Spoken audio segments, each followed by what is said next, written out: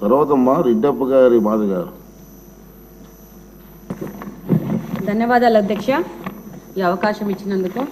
అలాగనే పిప్కా ప్రత్యేక బాధ్యతలు ఇచ్చి మా మీద నమ్మకంతో పిప్కా నియమించినందుకు ముఖ్యమంత్రి చంద్రబాబు నాయుడు గారికి, అలాగనే అధ్యక్షులు గారికి, అలాగనే నారా లోకేష్ గారికి ధన్యవాదాలు తెలియజేసుకుంటున్నాను.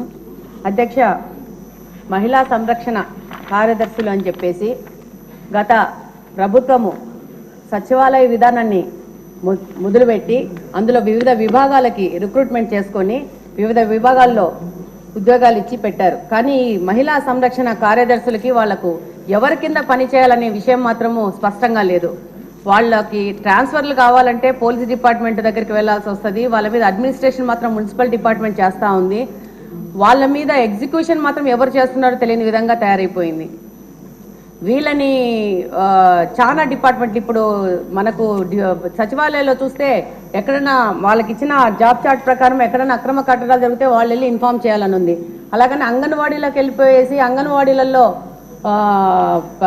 ప్రెగ్నెంట్ ఉమెన్ కానీ, అనిమిక్ పేషెంట్స్ కానీ, ఆఫ్టర్ డెలివరీ అయిపోయినాక లాక్టిక్ ఉమెన్స్ కానీ సంరక్షణ కూడా వీళ్ళకే అప్పచెప్పడం జరిగింది అధ్యక్ష.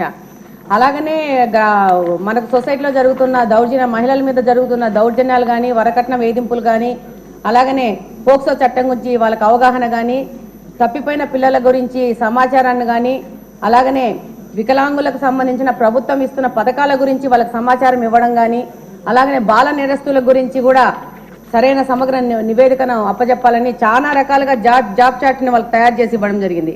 కానీ వాస్తవంగా ఈరోజు సచివాలయంలో గమనిస్తే ఈ యొక్క మహిళా సంరక్షణ కార్యదర్శులు ఏం పని చేస్తున్నారంటే జిరాక్స్ మిషన్లో పేపర్లు పెట్టుకుంటూ తీసుకుంటూ టైంపాస్ చేస్తున్నారు. కానీ వాళ్ళకి జాబ్ ఏంటి, వాళ్ళు చేయాల్సిన పని ఏంటనేది దిశానిర్దేశం లేకుండా వాళ్ళది ఒక పోస్ట్ వేస్ట్ అయిపోయిన విధంగా తయారైపోయింది.